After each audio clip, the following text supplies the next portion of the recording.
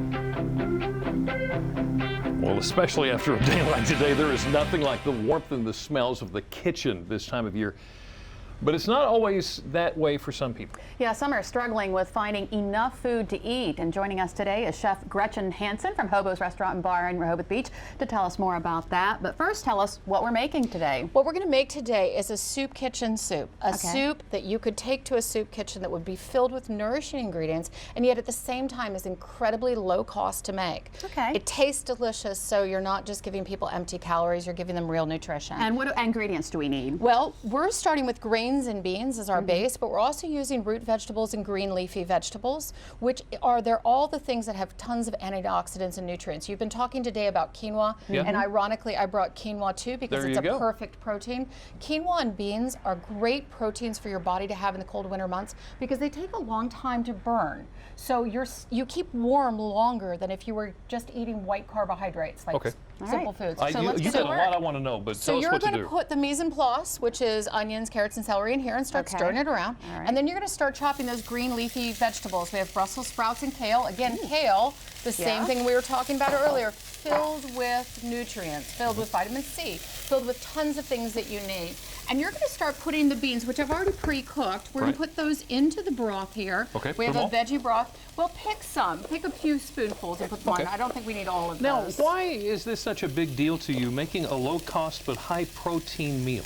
Because people get cold in the winter, and when you're outside on the streets, and what we started talking about was soup kitchen food. People that come in from the cold and get a warm meal. A lot of the food that they're receiving at the soup kitchen is filled with white carbohydrates. It's stuffing, it's gravy, it's white bread.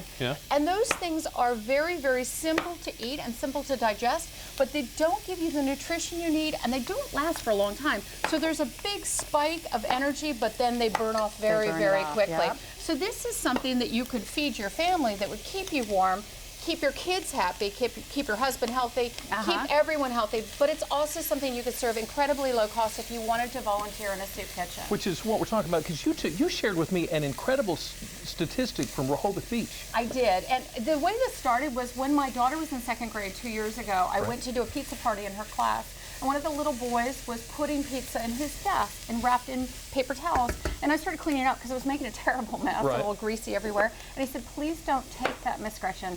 I'm taking that home to feed my brother and sister. They don't have anything to eat."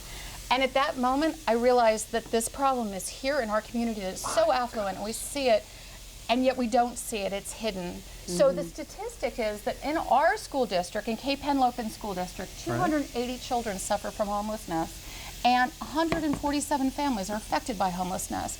I work for the Code Purple Shelter in Rehoboth Beach, which is the Code Purple Shelter is designed to keep people off the streets and from freezing to death. But every community has their soup kitchens, has the people that need help. And what I want to encourage people to do is to volunteer and donate, volunteer and donate. Giving Tuesday is not just Tuesday, one Tuesday.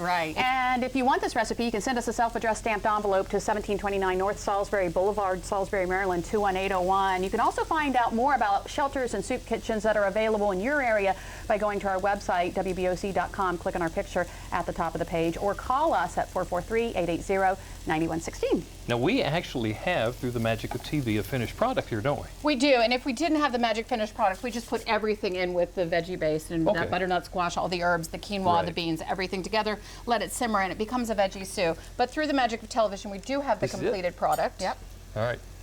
You get that one, I'm going to get a spoon. This I thought you had a spoon. Smells wonderful. He has a huge spoon. She gave me a spoon. I gave him a huge spoon. A huge spoon. You trying to say something about my mouth? Is that what you're doing here, Gretchen?